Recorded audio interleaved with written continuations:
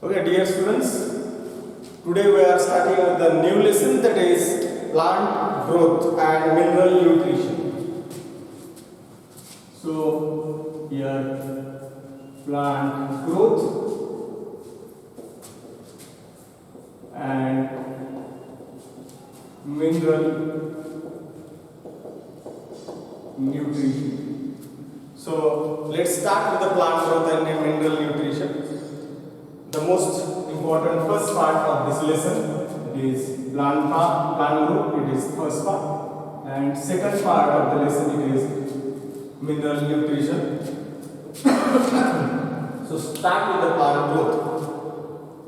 Last year in the 11th standard we have studied the first lesson, that is the living world. In this living world, the first content was that what is living किंवा लिव्हिंगचे characteristic काय आहेत आपण ते त्यामध्ये study केलं. लिव्हिंगच्या characteristic मध्ये वेगवेगळे characters तुम्ही स्टडी केले. त्यात एक कॅरेक्टर होतं ते म्हणजे growth. What is growth? Growth is nothing but the increase in length, size, volume, weight, dry weight और biomass of that particular organism. It is called as growth. एखाद्या ऑर्गॅनिझमची लेंथ वाढणं, साइज वाढणं, व्हॉल्यूम वाढणं, weight वाढणं, biomass वाढणं किंवा dry weight वाढणं ह्याला आपण म्हणतो ग्रोथ. ऍक्च्युअली आपण मागच्या वर्षी स्टडी करताना हे सांगितलं की growth is not a defining feature. Growth defining feature नाहीये. ग्रोथ डिफाइनिंग फीचर का नाहीये? आपण जेवढी फीचर्स बघितली त्यामध्ये ग्रोथ हे नॉन डिफाइनिंग फीचर म्हणून सांगितलं. Because growth also can be carried out in the non living objects. Non living objects मध्ये सुद्धा ग्रोथ होते. एखादा समजा डोंगर आहे, तिथे अजून काही डिपॉझिशन केलं आपण तर त्याची साईज वाढते, व्हॉल्यूम वाढते, लेंथ वाढतं, विड्थ वाढते आणि त्याचा मास पण वाढतो. किंवा तिथे प्लांट्सची ग्रोथ झाली किंवा कशाची ग्रोथ झाली त्याच्यामुळे त्याचं साईज, व्हॉल्यूम, वेट वाढला तर त्याला काय म्हणायचं? त्याला सुद्धा ग्रोथ म्हणायचं.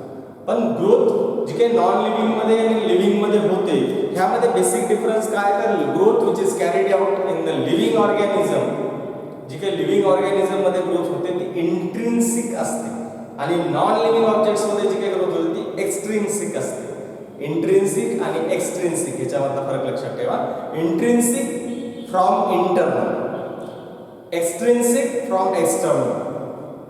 नॉन लिव्हिंग ऑब्जेक्ट्स मध्ये जी काही ग्रोथ होते एक्सटर्नली बाय डिपॉझिशन.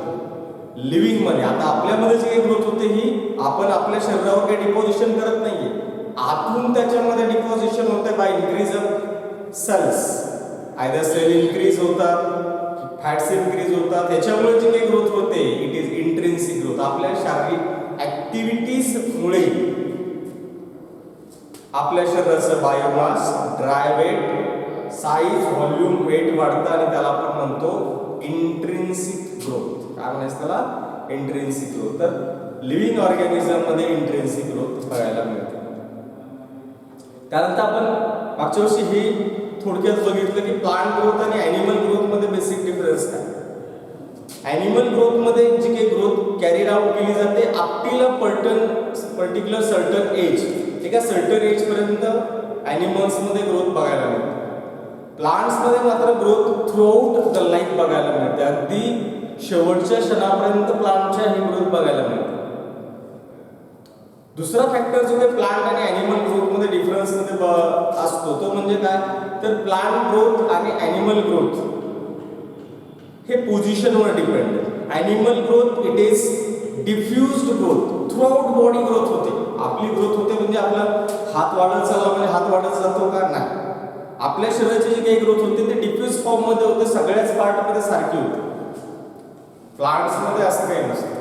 प्लांट्स मध्ये जी काही ग्रोथ दिलेली आहे ती एका पर्टिक्युलर रिजनला दिलेली आहे, त्याला आपण मेरिस्टेमॅटिक रिजन म्हणतो. आणि ह्या मेरिस्टेमॅटिक रिजनला जी काही ग्रोथ दिली आहे it is called as localise growth. तर प्लांट मध्ये लोकलाइज ग्रोथ असते आणि ॲनिमल मध्ये डिफ्युज्ड ग्रोथ असते. सो लोकलाइज्ड अँड डिफ्यूज हे शब्द महत्वाचे. आपण बघूया आता प्लांट ग्रोथ जर स्टडी करायचं असेल तर त्याचे दोन ऍस्पेक्ट स्टडी करावे लागतील आपल्याला. वन इज क्वांटिटेटिव्ह ऍस्पेक्ट आणि दुसरा जो आहे इट इज क्वालिटेटिव्ह ऍस्पेक्ट. आता क्वांटिटेटिव्ह ऍस्पेक्ट म्हणजे काय नेमकं? तर क्वांटिटी मध्ये जे मोजलं जातं, क्वांटिटी मध्ये काय मोजलं जातं? क्वांटिटी मध्ये लेंथ मोजली जाते, क्वांटिटी मध्ये साईज मोजली जाते, क्वांटिटी मध्ये व्हॉल्यूम मोजला जातो, हे जे आहे तर हे क्वांटिटी किंवा नंबर ऑफ सेल्स जे काही इन्क्रीज होतात प्लांट्समध्ये किंवा ॲनिमल्समध्ये, तर हे क्वांटिटेटिव्ह ग्रोथमध्ये कन्सिडर केलं जातं. Quantitative aspect is nothing but the increase in length, size, width, volume, weight, biomass and increase in number of cells. It is considered as a quantitative aspect of the growth. ह्याला म्हणणार आपण quantitative aspect. जे संख्येत मोजले जातात ते quantitative ॲस्पेक्टमध्ये येतात. तर increase in size, volume, weight, length, width किंवा number of cells, dry weight, biomass, ह्या सगळ्याच गोष्टी क्वांटिटेटिव्ह. हे लक्षात आलंय quantitative aspect. Quantity aspect, qualitative aspect. आता क्वालिटेटिव्ह ॲस्पेक्ट कोणते?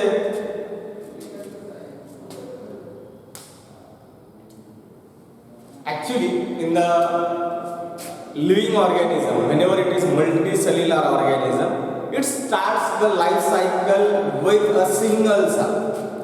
जर आपण विचार केला तर प्रत्येक लिव्हिंग ऑर्गॅनिझम जो मल्टीसेल्युलर फॉर्ममध्ये असतो, इवन आवर सेल्स, आपली लाईफ कुठून स्टार्ट झाली आहे तर सिंगल सेल पासून सुरू झाली आहे. प्रत्येक प्लांटची लाईफ सुद्धा कुठून सुरू होते? सिंगल सेल पासून सुरू होते. प्रत्येक मल्टीसेल्युलर ऑर्गॅनिझमची लाईफ कुठून सुरू होते?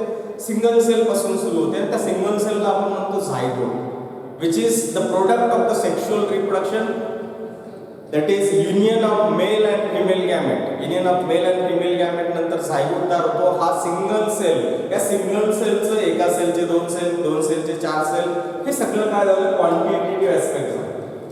पण हे सेल्स तयार होत असताना, हे सेल्स तयार होत असताना काय होतं? तर हे सेल्स तयार होत असताना different kind of tissues, different kind of cells, complex form तयार होतो. जसं प्लांट्समध्ये मोस्टली जे काही सेल्स असतात सुरुवातीला, इट इज पॅरेन्कायमॅटस सेल्स, नंतर पॅरेन्कायमा, नंतर कोलिनकायमा, स्क्लेरेन्कायमा किंवा different kind of tissues are being produce. तसंच ह्युमन बिईंगमध्ये सुद्धा जे काही सेल्स तयार होतात, आपल्या प्रत्येक शरीराच्या पार्टचे सेल्स वेगवेगळ्या प्रकारचे, मसल टिश्यू आर द्या, कार्डियक टिश्यू आर द्या, नर्वस टिश्यू आर द्या, इपिथेलियल टिश्यू आर द्या, ग्लँड्युलर इपिथेलियम टिश्यू आर द्या. तर सिंपल, कॉम्प्लेक्स अशा वेगवेगळ्या प्रकारचे टिश्यू तिथं तयार होतात. आणि हे जे काही डिफरन्शिएशन आहे सेलचं, ह्याला म्हणतो आपण क्वालिटेटिव्ह ॲस्पेक्ट. जे काही सेलचं डिफरन्शिएशन आहे किंवा जे काही प्लांट पार्ट्स असतील, ॲनिमल पार्ट्स असतील, त्याच्यामध्ये जे काही डिफरन्शिएशन बघायला मिळतं, that is old as qualitative aspect. त्याला म्हणतो आपण क्वालिटेटिव्ह ॲस्पेक्ट. जशा पद्धतीने प्लांट्समध्ये सगळ्यात सुरुवातीला जेव्हा जर्मिनेशन होईल, तर जर्मिनेशन झाल्यानंतर लगेच फ्लावर येतात का? नाही. सुरुवातीला त्याला स्टेम आणि लीव्ज एवढंच असतं. कालांतराने काही पर्टिक्युलर पिरियड संपल्यानंतर तिथे त्याला फ्लावर्स येतात. सुरुवातीला व्हेजिटेटिव्ह ग्रोथ होते, त्यानंतर रिप्रोडक्टिव्ह ग्रोथ होते प्लांट्समध्ये किंवा फ्लोरल ग्रोथ होते. तर हा सुद्धा काय झाला? क्वालिटेटिव्ह ॲस्पेक्ट झाला. तर आपल्याला दोन्ही ॲस्पेक्ट स्टडी करायचे, वन इज क्वालिटेटिव्ह ॲस्पेक्ट आणि क्वांटिटेटिव्ह ॲस्पेक्ट. क्वालिटेटिव्ह ॲस्पेक्ट म्हणजे काय लक्षात आलं असेल? Qualitative aspect is nothing but the cell differentiation in the various body organs. Quantitative aspect is nothing but the increase in number. मग increase in number काय? तर number of sale, नंबरमध्ये जे मोजलं जातं ते सगळंच, length, size, volume, weight, width, biomass, dry weight, सगळ्याच गोष्टी कशात आल्या? तर क्वांटिटेटिव्ह ॲस्पेक्ट. तर प्लांटमध्ये जी काही ग्रोथ स्टडी केली जाते, मल्टीसेल्युलर ऑर्गॅनिझम आहे प्लांट मोस्टली. युनिसेल्युलर काही प्लांट्स आपल्याला बघायला मिळतात. Best example of the unicellular plant it is chlorella. It is unicellular algae which is also plant kingdom. प्लांटीमध्ये algae, bryophyte, pteridophyte, gymnosperm, angiosperm असे वेगवेगळे categories केलेले आहेत. तर त्याच्यामध्ये algae काही एक्झाम्पल जे का आहेत ते युनिसेल्युलर. याच्या व्यतिरिक्त ब्रायोफाइट, टेरिडोफाइट, जिम्नोस्पर्म, अँजिओस्पर्म ह्याच्यामध्ये युनिसेल्युलर ऑर्गॅनिझम अवेलेबल नाही. मात्र प्रत्येक ऑर्गॅनिझमची लाईफ ही एका सिंगल सेल पासून सुरू होते. तर ग्रोथ विच इज प्रेझेंट, अजून एक प्लांट आणि ॲनिमल मधला डिफरन्स लक्षात घ्या, त्याच्यावर आपला हा टॉपिक डिपेंड आहे. प्लांटमध्ये जी काही ग्रोथ आहे हे डिटर्मिनंट नसते, ॲनिमलमध्ये ही डिटर्मिनंट असते. आणि इनडिटर्मिनंट ग्रोथ बघायला मिळते प्लांट्समध्ये. तर ही इनडिटर्मिनंट ग्रोथ जी काय आहे which is occurs throughout the life indefinitely, जोपर्यंत लाईफ चालू आहे तोपर्यंत त्या प्लांटमध्ये ग्रोथ बघायला मिळते. आणि it is restricted to the specific regions, and this specific regions in the plants it is called as meristems. आता हे मेरिस्टेम म्हणजे काय? What is meristem? Meristems are meristematic cells or meristematic tissue are those cells, those tissues or that particular region which consist actively dividing cells. Meristematic cells are those cells which are showing the actively dividing part. किंवा जे actively dividing असतात ते cells म्हणजे meristematic cells in the plant. किंवा meristematic region म्हणजे काय? The region where meristematic cells or actively dividing cells are present, it is called as meristematic region. आता meristematic region किंवा मेरिस्टेम प्लांटमध्ये असतात. तर प्लांटमध्ये मेरिस्टेमॅटिक रिजन कोणते? तर प्लांटमध्ये मोस्टली 3 प्रकारचे मेरिस्टेमॅटिक रिजन बघायला मिळतात किंवा 3 ठिकाणी हे रिजन्स असतात. First one, it is apical meristem. What is apical meristem? Apical meristem, apical म्हणजे at the apex or at the end. आपण जे काही प्लांट स्टेम बघतो किंवा प्लांट रूट बघतो, तर त्याचा जो काही टोकाचा पार्ट आहे, मग तो फांदीच्या टोकाचा असेल किंवा प्लांटच्या टोकाचा असेल, तो टोकाचा भाग जो आहे इट इज अपेक्स.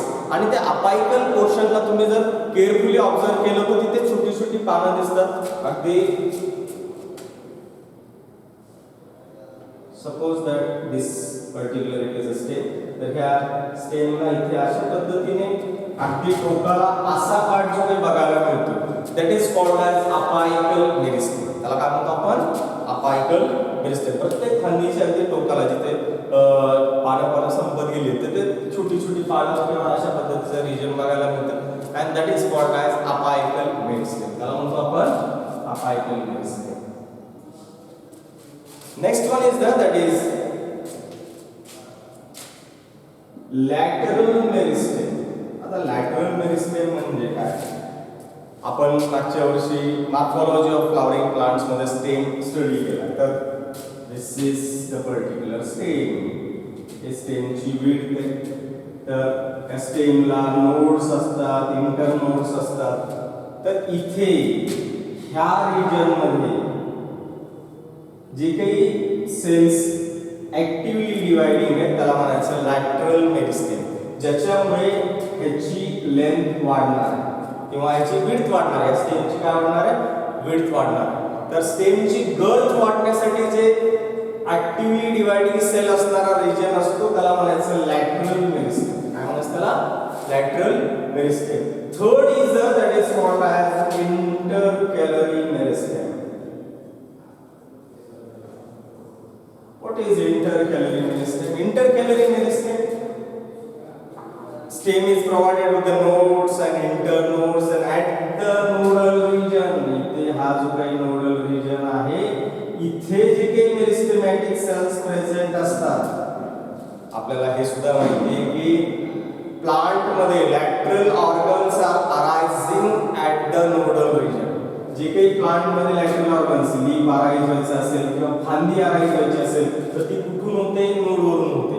आणि ही जी काही डेव्हलप होण्याचं ठिकाण आहे which is near the node, तर ह्या नोडच्या आजूबाजूला जे काही मेरिस्टेमॅटिक सेल्स बघायला मिळतील इट इज इंटरकॅलरी मेरिस्टेम. त्याला म्हणायचं आपण इंटरकॅलरी मेरिस्टेम. तर मेरिस्टेम 3 प्रकारचे असतात: अपायकल मेरिस्टेम, लॅटरल मेरिस्टेम आणि इंटरकॅलरी मेरिस्टेम.